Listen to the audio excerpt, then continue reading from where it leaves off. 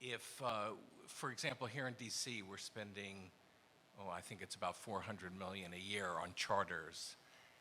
And the charters here are ranked, they're tiered, based on the results of a performance management framework tool that has a lot to do with test scores and student growth over time in academics.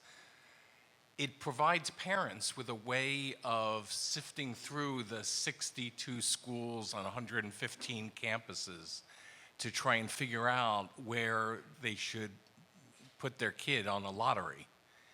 So it sounds like you're arguing that we shouldn't have this accountability system, whereas, for example, I live in the district, I'm a taxpayer, so I'm helping to pay for charters. Are you arguing that that should be divorced, that there should be no accountability of these schools, or accountability based on something else other than test scores? Sure. So for the premise of your question is that there is an accountability system, and I think that's a false premise. For there to be accountability, the word accountability means that there are consequences for people. But there are no consequences for people, right?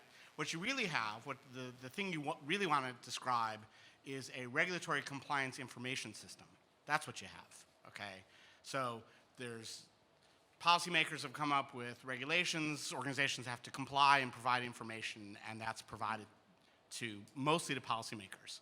For the most part, parents are not using that information. There's a lot of research on this, actually, that the information that parents are using for making choices overwhelmingly when they go, for example, to grade schools, is they're looking at reviews by other parents.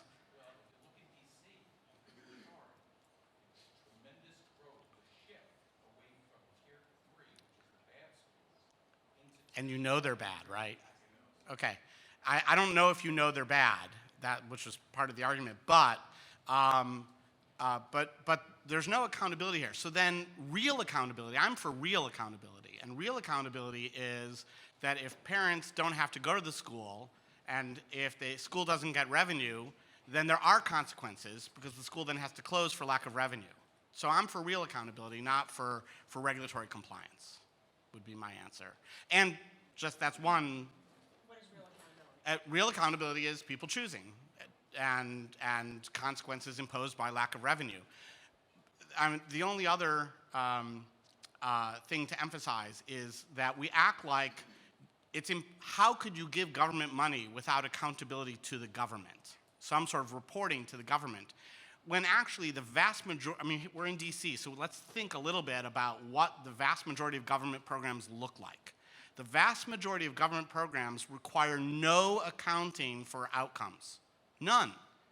Not because they're crazy, but because they believe, rightly, that the private interests of the recipient are aligned with the public interests of the existence of the program.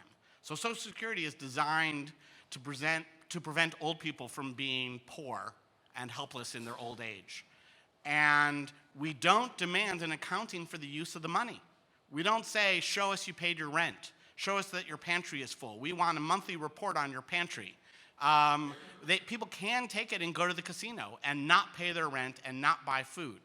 This does happen rarely.